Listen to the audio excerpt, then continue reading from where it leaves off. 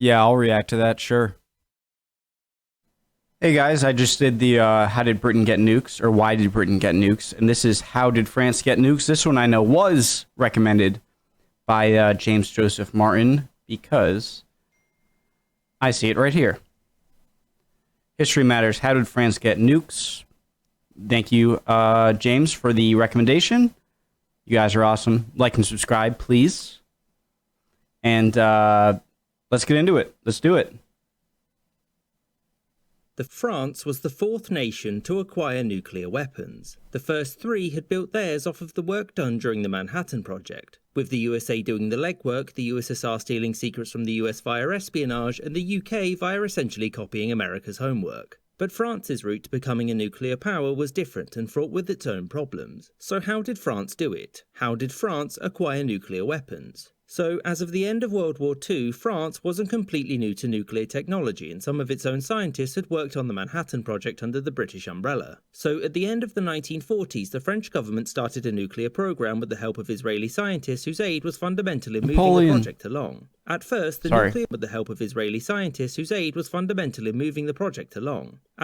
nuclear program was civilian in nature, and France very quickly became a world leader in the building of nuclear reactors. Naturally, having civilian nuclear power meant that nuclear armament was much easier because of all of that spare refined nuclear material just lying around. In 1956, after the Suez Crisis, France was left internationally humiliated and felt that neither the USA nor the UK could be relied upon to use their nuclear weapons in the defence of France. As such, the French sought to build their own and briefly actively worked with West Germany and Italy to build nuclear arsenals for all three. This was scrapped. Napoleon, my hero.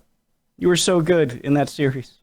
Go check out my epic history reactions. Such a great experience, honestly. Actively their nuclear weapons in the defence of France. As such, the French sought to build their own and briefly actively worked with West Germany and Italy to build nuclear arsenals for all three. This was scrapped when Charles de Gaulle became president in late 1958 since he wanted France's nuclear program to be as self-sufficient as possible. A side effect of this decision was that unlike the British program, the French one was incredibly expensive and was a major drain on other parts of the French military. And the reason for this was that unlike when Britain began building nuclear weapons, the US was hostile to the idea. Not hostile enough to do anything about it, but American leadership made it clear that it felt that France did not need its own nuclear weapons. You know, yeah, you shouldn't do that. Well, are you going to stop us? Yeah, go ahead.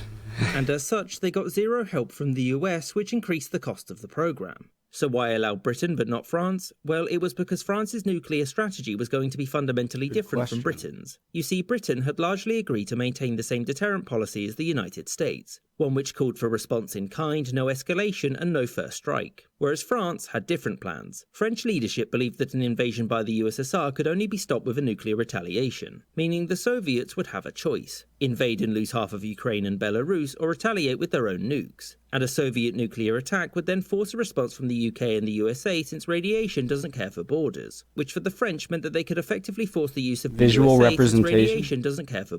It's always good whenever you see like little words on the screen and stuff like this. And History Matters, Salmonella, Casually Explained too. Oversimplified. It's always good to like go back and read what it is because it's probably pretty funny. The borders, which for the French meant that they could effectively force the use of British and American arsenals if they wanted to. You can see why the two weren't so keen. French and Israeli scientists continued in collaboration until France had constructed and tested its first bomb in 1960. The test was carried out in Algeria and was promptly followed by Israeli scientists its first bomb. French and Israeli scientists continued in collaboration until France had constructed and tested its first bomb in 1960. The test was carried out in Algeria and was promptly followed by Israeli scientists being dismissed from the program, and also a lot of grumbling from the USSR and mild annoyance from the USA. Algeria gained its independence in 1962, but the French continued to test there until the mid-1960s, where they changed their primary testing site to French Polynesia. By 1964, France had its first operational nuclear weapons and would go on to expand its arsenal throughout the Cold War.